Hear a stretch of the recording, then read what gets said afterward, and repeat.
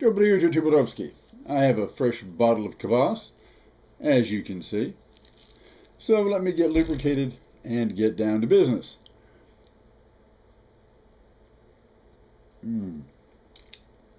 Yes, indeed. All right. So, science journalist Chris Mooney has written a new book on the GOP and science.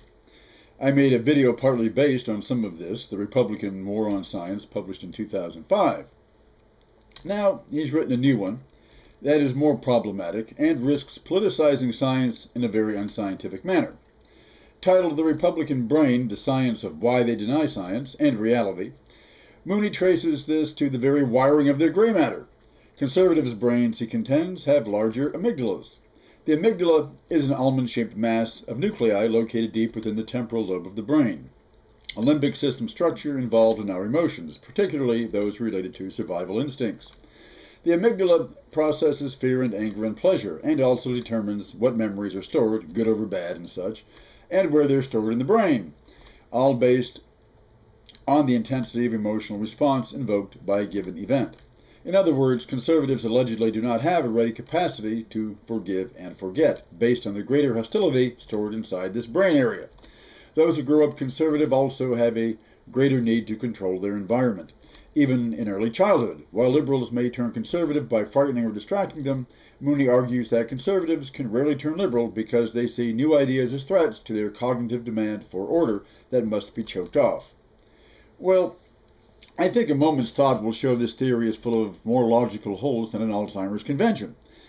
Let's look at some concrete examples. The libertarian movement, as it exists in the US and A, is derived from the old conservative base of Barry Goldwater and the John Birch Society. The greatest contributors to libertarian causes, like the Koch family, were also co-founders of the Birch Society, an exemplary proof, so it seems, of Mooney's thesis. Only, a new generation of young, wealthy white activists have been stimulated by the anti-establishment neo-anarchist rhetoric of the 1960s.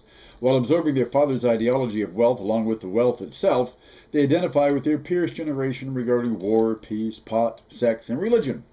They are willing to question old shibboleths of economics, law, government, morality. They are often, though not always, willing to debate things on the level of reason, not mere emotion, and are often as genuinely open-minded as many professed liberals. This doesn't contradict what I've earlier said about the movement itself as fascism light, but it's light because it has attracted open-minded persons by pitting itself against conventional liberal thinking that is often poorly articulated by its conventional defenders. For instance, we on the tube can recall the great uproar caused by Hayruka's race video. She naively thought that by openly questioning and doubting liberal views on race and subjecting them to what she considered open analysis, she would at least be recognized for her sincerity of effort, if not the result. Of course, this wasn't the case.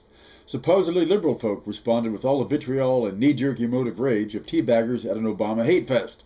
The difference was that their own sacred cow had been gored. Now, this isn't to say she was right in her ideas, I must quickly add.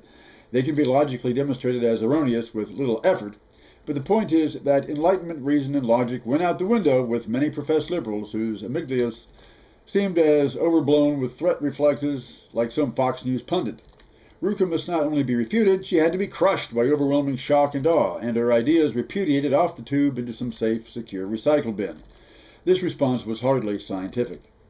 Mooney argues that careful argument and dissemination of fact will not in themselves stamp out misinformation, that overrating their power is a liberal weakness. That much is true.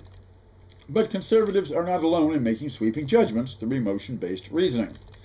Look at famous rebels and revolutionaries in history: Robespierre, Castro, Trotsky, Lenin, men who challenged the prevailing ideas of their society, often quite free-thinking in their values, yet once in power tolerated no ambiguity and demanded intellectual closure on their own core values. Political correctness, a term often hypocritically abused on the right, did originate as a disciplinary slogan on the left. In that regard, let me quote a letter from Fidel Castro, written in 1959 to Jules Dubois, the Chicago Tribune's Latin American correspondent. And I'll show you the original, photocopied off the back of the original edition, so you won't think I'm making it up, as follows. Dated from the command headquarters of the Revolutionary Army of the Republic of Cuba, February the 14th, 1959.